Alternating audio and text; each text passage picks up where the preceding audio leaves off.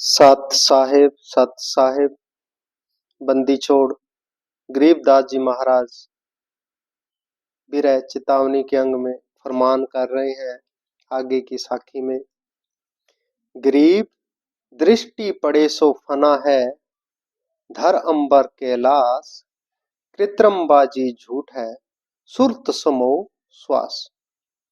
महाराज बंदी छोड़ फरमान कर रहे हैं कि जो कुछ हे जीव तू देख रहा है, जो भी देख रहा है, चाहे खेत है, खलियान है, बंगले है, कोठी, गाड़ी, बंगले, ये फैक्ट्रियां, ये जितना भी तू इस बड़ी बड़ी बिल्डिंगें, बड़े बड़े जो भी तू देख रहा है, जो भी नजर से तेरे को दिखाई देता है, सब महाराज कहते हैं इस धरा से लेकर उस आसमान तक जितना कुछ भी तू देख सकता है, सारा महाराज कहते हैं कि ये धोखा है। दृष्टि पड़े सो फना है, धर अंबर कैलाश। धरती से आसमान तक जितना भी देखने में आता है, सारा भ्रम है, सारा एक धोखा है। ये एक कृत्रिम है, ये एक खिलाई, मतलब ये एक जादू का एक ऐसा जाल है जो सदा नहीं रहने वाला।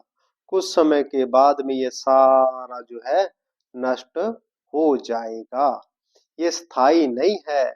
धर अंबर कैलाश, जो पर्वत है, कैलाश पर्वत तक है, कुछ भी स्थिर नहीं है इस दुनिया में। सारा जो भी है सारा नाशवान है। ये तो एक ऐसे समझ ले जैसे जादूगर की एक बाजी लगाता है तो वो जादू से कुछ मतलब चीजें निकाल देता है, पर वो स्थायी नहीं होती। अगर वो जादूगर रुपए पैसे जादू से निकाल रहा है तो फिर उसको जगह जगह घूमने की कोई जरूरत नहीं होती, घर पे बैठ के वो नोट निकाल ले जा सकता है। पर नहीं, ये सारा एक माया का, दृष्टि का भ्रम है। महाराज कहते हैं ये सारा धोखा है।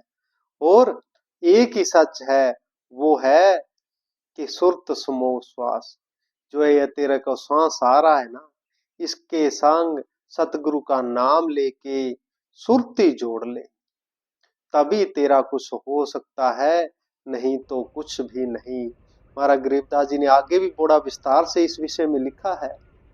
महाराज लिखते हैं, फना है फना है फना है लगार, माटी मिलेगा जो करता सिंगार। महाराज गरीबदास जी फरमान करते हैं कि ये मैं तेरे को बार बार कह रहा हूं, ये सारा दृष्टि का धोखा है, ये स्थायी नहीं है, ये सारा चलायमान है। ये जो देख रहा है सारा नष्ट होगा ही होगा। महाराज कहते हैं माटी मिलेगा जो करता सिंगार। कहते हैं तू इस शरीर को बाकी छोड़, ये गाड़ी बंगले ये दुनियादारी छोड़, तू वापस आ इस शरीर पे।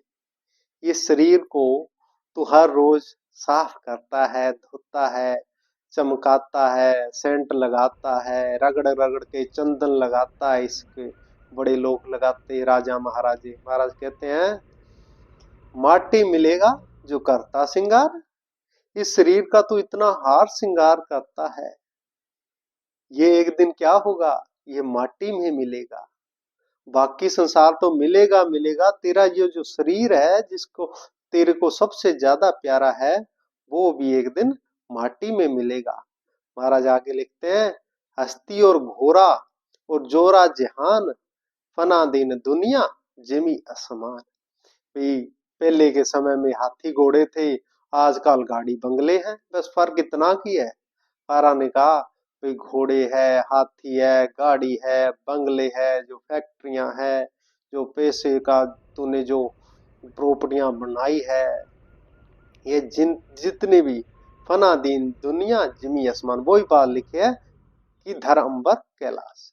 धरती से आसमान तक, जिमी आसमान, जो भी तू बना रहा है, जो भी कर रहा है, सारा एक दिन नष्ट होगा ही होगा। इन सभी से तेरा साथ छूटेगा ही छूटेगा।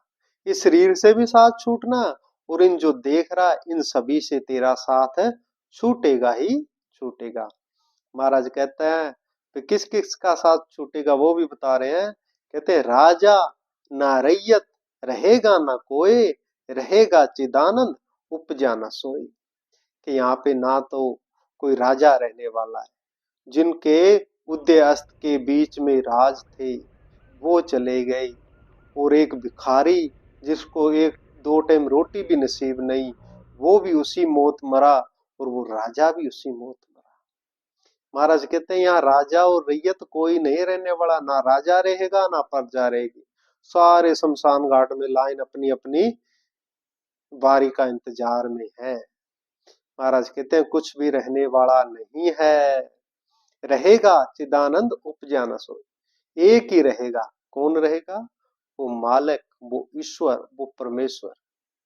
ना तो वो किसी से पैदा होता है, ना वो पैदा हुआ, वो तो अजर अमर है, अविनाशी है, सदा शाश्वत है, हर जरे में उसकी सत्ता मौजूद है। वो जन्म मरण से रहित है, वो ही है एक जो सदा शाश्वत रहेगा, वो सत्य है। फिर महाराज कहते हैं जो तू तेरा कुटुंब कबीला है, महाराज कहते हैं भाई भतीजा और जोरू जमाल। भाई है, भतीजा है, जोरू कहते हैं पत्नी को, और जो जो बच्चे हैं उनको कहते हैं जमाल, जो तो तेरे से जन्म लिए हैं। देखेंगे लड़के जो होगा हवाल, ये सारे देखते रह जाएंगे जब तेरे को अर्थी जाएगी, और ऐसे ही इनमें से कोई जाएगा तू देखता रह जाएगा, जाना सभी को अपनी अपनी बारी से। फिर महाराज कहते हैं दादी और फूफी बहन रोवेगी रू, जमान पकड़ेंगे दू कर दू। सारे अंत समय में तेरे परिवार तेरे साथ में होगा, तेरे से हो सकता है तेरी बोली बंद हो जाए, जब प्राण खींच रहे होंगे, तुम कष्ट पा रहा होगा, सभी रिश्तेदार खड़े खड़े दुख तो मनाएंगे, पर तेरा संगी कोई नहीं होने वाला। तेरा संगी तो महाराज कहते हैं एक ही हो सकता था, वो है वो मालिक। अगर उस मालिक से प्रेम किया, उस सतगुरु से प्रेम किया, तो वो तेरे को इस जहान में भी और अगले जहान में भी रक्षा करेंगे। तो ये जो जितना भी हम देख रहे हैं बहुत विस्तार से महाराज ने लिखी है हजरनामा में ये। तो फिर महाराज कहते हैं दृष्टि पड़े सो धोखा रे, खंड पिंड ब्रह्मांड चलेंगे फिर नहीं रसी लोकारे। और महाराज गहराई में गए, महाराज कहते हैं दृष्टि पड़े सो धोखा रे, ये सब धोखा है, सब नष्ट होंगे, चाहे धर खंड पिंड ब्रह्मांड चलेंगे। खंड है, पिंड, ये शरीर है, ये ब्रह्मांड है, ये सभी नष्ट होंगे। एक समय के बाद में ये ब्रह्मांड भी, ये पृथ्वी भी नष्ट होगी, नई पृथ्वी बन जाएगी। ये चलाई मान है, स्थिर तो वो एक ईश्वर मालक है। फिर महाराज आगे लिखते हैं कि रजगुण ब्रह्मा, तमगुण शंकर, सतगुण विष्णु कहावे रे, चौथे पद का भेद न्यारा, कोई बिरला साधु पावे रे। महाराज कहते हैं इस दुनिया में तीन गुणों का प्रभाव है। कौन से? रजगुण ब्रह्मा। रजगुण से क्या होता है? संसार की उत्पत्ति होती है।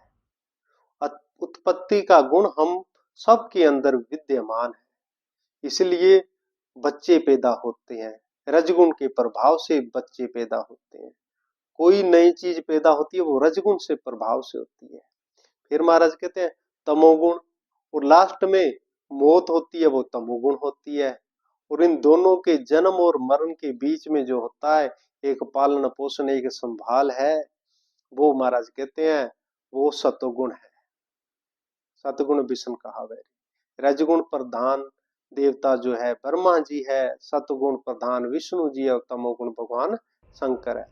ब्रह्मा जी को जन्म देने वाला माना जाता है, विष्णु जी को पालन करने वाला, और भगवान शिव को संहार करने वाला। महाराज कहते हैं ये तीन कामों में ही ये दुनिया जो है फंसी हुई है। एक चौथा काम और है, अगर कोई करे तो वो अलग है। वो क्या है? महाराज लिखते हैं चौथे पद का भेद न्यारा, कोई बिरला साधु पावे। चौथा जो है इन रज तम और सत से ऊपर की यात्रा है।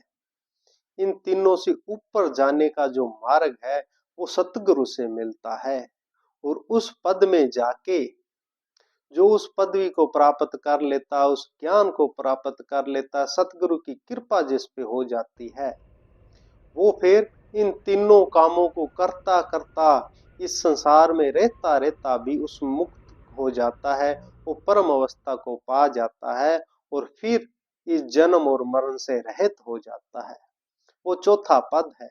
हमने चौथे पदवी का नाम तो सुना है, पर चौथा पद होता क्या किसी को भी पता नहीं है। ये तीन अवस्थाएं हैं पहली, और उसके बाद में ये चौथा पद है। इस पर भी एक पूरा वीडियो बनाएंगे। फिर महाराज कहते हैं ऋग यजुर है श्याम अथर्वण चहु वेद चित भंगी रे। महाराज कहते हैं 4 वेद है। कौन से? ऋग्वेद। ऋग्वेद जो है हमारा सबसे बड़ा वेद है, पहला वेद है, ज्ञान का वेद कहा जाता है। इसमें 10 मंडल है, 1028 सूक्त है, 10,000 से ज्यादा मंत्र है, अलग अलग शाखाएं हैं। ये ज्ञान का वेद है। फिर महाराज कहते हैं दूसरा है यजुर्वेद। यजुर्वेद जो है कर्म का वेद माना जाता है। इसके अंदर 40 अध्याय है, 1975 मंत्र है। तीसरा वेद माना जाता है श्याम वेद। श्याम वेद में उपासना का, संगीत का वेद माना जाता है, और इसमें 1900 के करीब मंत्र हैं। और चौथा वेद है वह अथर्ववेद, उसमें 20 कांड है, और अनुवाक है, 111 के करीब सूक्त है उसके अंदर, और लगभग 6000 के करीब मंत्र है। इन चारों को मिला दिया जाए तो लगभग ऐसे समझो 20,000 से ज्यादा मंत्र है। महाराज कहते हैं ऋग जो है श्याम अथर्वण चौ वेद चित्त भंगी रे। ये सभी चारों वेद एक एक विषय की प्रधानता बता रहे हैं। कोई ज्ञान की बता रहा है, कोई कर्म की बता रहा है, कोई उपासना की बता रहा है, कोई विज्ञान की बता रहा है। महाराज कहते हैं इन चारों में भ्रम है। कोई कहता ज्ञान से जाऊंगा, कोई कहता कर्म से जाऊंगा, कोई कहता उपासना से जाऊंगा, कोई कहता संगीत से जाऊंगा। वो इसी में दुविधा में आ जाता है और वो फंस जाता है, चित्त भंग हो जाता है, उसका मन नहीं लगता भी कौन सा सही है, कौन सा मार्ग सही है, कौन सा गलत है। क्योंकि फिर महाराज कहते हैं सूक्ष्म वेद साहेब सरबंगी सो हंसा सत्संगी। जो सूक्ष्म वेद है महाराज कहते हैं सरभंगी है, इन सभी का सार है। ऋग यजु श्याम अथर्वण इन सभी का सार है। इन जो सभी रास्ते है, ज्ञान मार्ग है, कर्म मार्ग है, योग मार्ग है, भक्ति मार्ग है, इन सब का उसमें सार है। और अगर इनसे मिल गया, सतगुरु की संगत कर ली और इस सूक्ष्म वेद का भेद जान लिया। सूक्ष्म वेद को कौन पढ़ा बता सकता है? सतगुरु बताएगा। सतगुरु इन सभी रास्तों का निचोड़ सार तेरे को बता देंगे कि ये है वो चीज, तुम कहीं भी भ्रम मत पड़। महाराज ने कहा सूक्ष्म वेद साहेब सरभंगी सो हंसा सत्संगी। फिर तो तू हंस बन जाएगा। बनेगा हंस कब? जब सतगुरु की संगत में लगेगा, और कोई रास्ता नहीं है। फिर महाराज कहते हैं अलंकार अग है अनुरागी दृष्ट मुष्ट नहीं आवे रे, रूप न रेख विवेक न बानी 4 वेद क्या गावे। वो पूर्ण जो मालक है वो तो हर एक जरे में मौजूद है। वो कोई सामने प्रकट हो ये जरूरी तो नहीं, जो हमें दिख रहा वो साक्षात उसी का ही रूप है। महाराज कहते हैं रूप न रेख विवेक न वानी 4 वेद क्या गावे रे। चारों वेद एक एक अंग की व्याख्या कर रहे हैं, इससे ज्यादा की नहीं। महाराज कहते हैं वो मालक है, इसीलिए तो वेदों में लास्ट में कहा ना इति ना इति, यह भी नहीं यह भी नहीं। जितना हमने कहा है इससे बहुत ज्यादा है, क्योंकि वो मालक है, वो बहुत विशाल है। उसके एक रूप में थोड़ी, एक वाक्य में थोड़ी उसका वर्णन हो सकता है। फिर महाराज कहते हैं आवेग जाए सो हंसा कहिए परम हंस नहीं आया रे।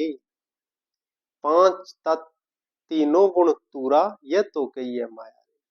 महाराज कहते हैं जो जीव है ये पांच तत्व तीन गुणों के कारण इस झमेले में जन्मता और मरता है। ये जीव है जिसके ऊपर माया का प्रभाव है, तीन गुणों का प्रभाव है, पांच तत्व और 25 प्रकृतियों का जिसके ऊपर प्रभाव है वो जीव है। जो इन बंधनों से, इन माया के बंधनों से बंधा है वो जीव है। और जीव ही 84 में जन्मता और मरता है। 84 लाख योनियों में ये जन्म रहा है, कभी मर रहा है, कभी जन्म रहा है और कभी मर रहा है। पर महाराज कहते हैं आए जाए सो हंसा कि ये परम हंस नहीं आया। वो पूर्ण मालक है, पूर्ण साहिब है, वो इस माया के बंधन में नहीं है। वो माया के बंधन से रहित है। जो माया से बंधन से रहित है ना फिर उसका जन्म है और ना फिर उसका मरण है। वो इन माया के बंधनों से ऊपर है, जन्म मरण से रहित है, वो सदा शाश्वत है। महाराज कहते हैं उसका ठिकाना बता रहे हैं, सुन मंडल सुख सागर दरिया परमहंस परवाना रे। सतगुरु महली भेद लखाया सतलोक निधाना रे। भेद तो सत्संग में जाएगा, सतगुरु कृपा से ही पता लगेगा कि वो परम धाम जिसे हम सतलोक कहते हैं, सचखंड कहते हैं, वो कहाँ है, कैसा है, उस पे जाने का रास्ता क्या है। ये तो सत्संग का गूढ़ रहस्य है। फिर महाराज कहते हैं अगम दीप अमरापुर कहिए हिलमिल हंसा खेले रे। दास गरीब देश है दुर्लभ साचा सतगुरु बेले रे। महाराज कहते हैं उस अमरलोक का, उस परम धाम का, उस परम ईश्वर का भेद जो है सतगुरु आते हैं, परम धाम से चल के आते हैं और यहाँ आके जगह जगह वाणी बोलते हैं। महाराज कहते हैं साचा सतगुरु बेलेरे। बेलेरे में लो बोलना, ये वाणी बोलते हैं।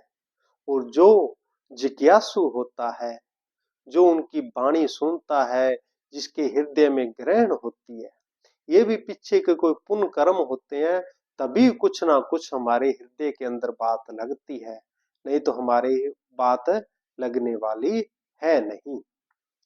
पिछले पुण्य कर्म उदय होते हैं तभी सतगुरु का मेल होता है।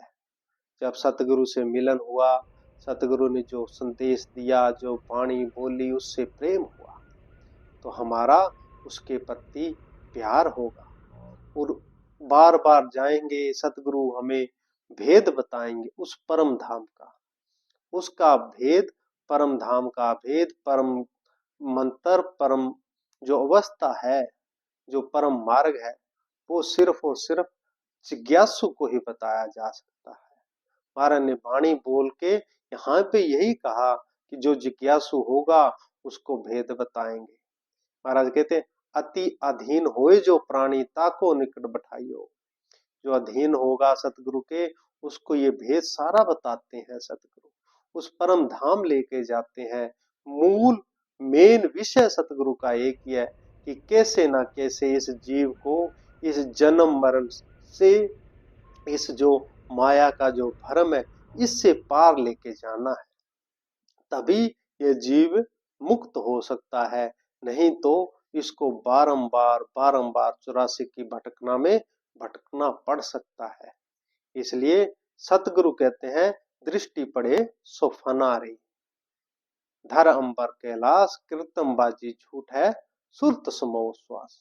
सुरती लगाओ। सुरती तो सिर्फ और सिर्फ सतगुरु ही बताएंगे कि इस सुरती को कैसे लगाना और कैसे परम धाम में जाना है।